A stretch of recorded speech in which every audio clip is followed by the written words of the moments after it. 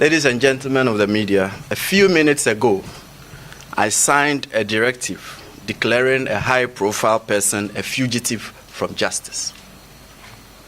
This person is wanted by the OSP to answer charges in respect of several cases, including the following. 1. Contractual arrangements between Strategic Mobilization Ghana Limited and the Ghana Revenue Authority for the stated objective of the enhancement of revenue assurance in the downstream petroleum sector, upstream petroleum production, and minerals and metals resources value chain. 2.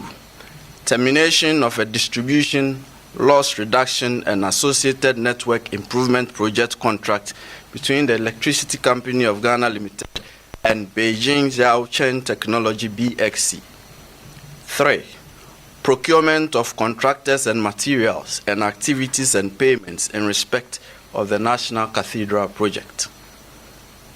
4. Activities and payments in respect of a contract awarded by the Ministry of Health, initially commenced by the Ministry for Special Development Initiatives to Service Ghana Auto Group Limited for purchases and after-sales service and maintenance of 307 Mercedes-Benz Sprinter 305 CDI ambulances for the National Ambulance Service. And 5. Payments out of and utilization of the tax refund account of Ghana Revenue Authority. Ladies and gentlemen of the media, the fugitive's name is Kenneth Nanaya Ofori Atta. Mr. Ofori Atta is 66 years old. He was the Minister of Finance of the Republic between 2017 and 2024. Mr. Ofori Atta left the jurisdiction on or around 2 January 2025. On 24 January 2025, the OSP communicated to Mr. Ofori Atta that the OSP considered him a suspect in respect of 4 of the cases described above. Mr. Ofori Atta was directed to attend in person the OSP on Monday, 10 February 2025 at 10 GMT for interview. By communication dated 31 January 2025, Mr. Ofori Atta instructed his lawyers to inform the OSP that he was out of the jurisdiction indefinitely on medical grounds, and that the firm will notify the OSP of his arrival in the country in aid of rescheduling his personal attendance at the OSP. Further, the firm offered its willingness to provide the OSP with any information the OSP may require to aid in the investigation until his arrival in the country. Then on 5 February 2025, the OSP responded to Mr. Ofori Atta, copied to his lawyers, that the OSP did not need or require notification from his lawyers of his arrival in the jurisdiction. The OSP acknowledged Mr. Ofori Atta's lawyer's gracious offer to provide the OSP with information in aid of the investigation. However, and this is important, the OSP insisted that Mr. Ofori Atta's personal attendance at the OSP was required. After all, the lawyers are not under investigation. I don't need lawyers to answer questions on your behalf when you are being investigated. The OSP declined Mr. Ofori Atta's request to be away from the jurisdiction indefinitely on medical grounds on his say-so. Consequently, the OSP directed Mr. Ofori Atta to indicate by close of business on Monday, 10 February 2025, a reasonable date of his return to the jurisdiction and attendance at the OSP. The OSP warned Mr. Ofori Atta that if he failed so to do, the OSP would take all necessary legal steps to secure his return to the jurisdiction and attendance at the OSP at our own choosing.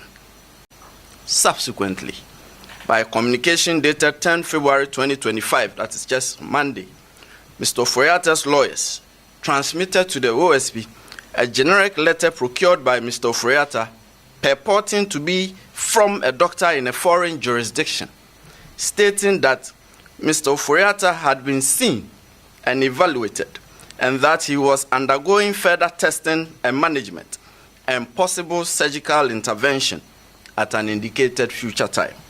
And further, that his medical condition necessitates that he will stay and follow up on his appointments.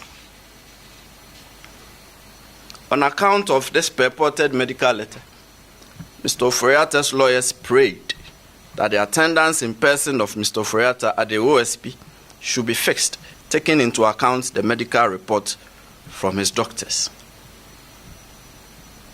And at 4:16 p.m. the very next day, that is yesterday, Tuesday, 11 February 2025, before we could respond to the letter that came on Monday, the OSP received another letter from Mr. Ofori Atta's lawyers.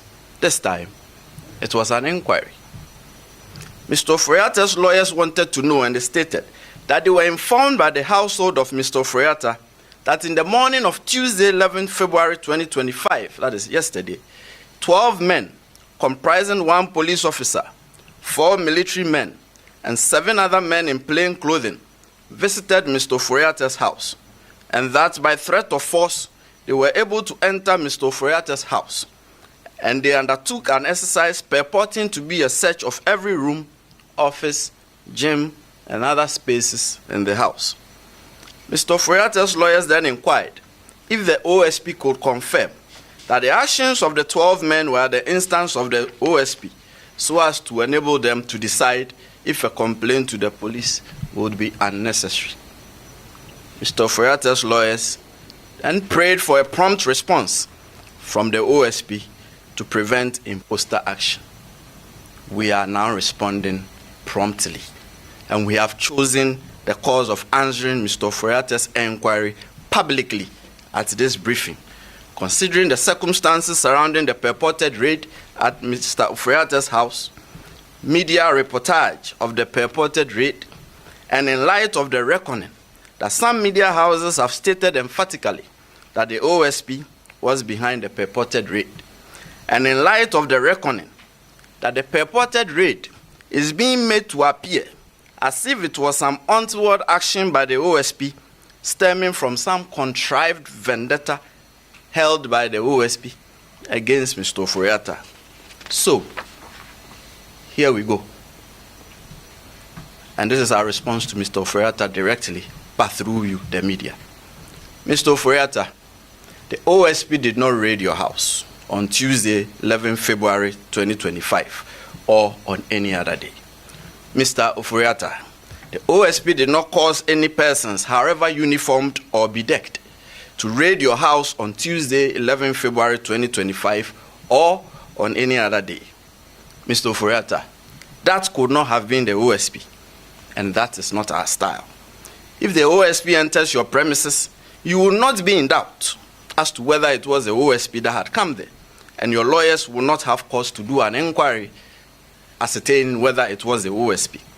We have our unique methods of conducting searches, and we have uniquely designed insignia identifying ourselves, and not just by a statement that we are from the OSP.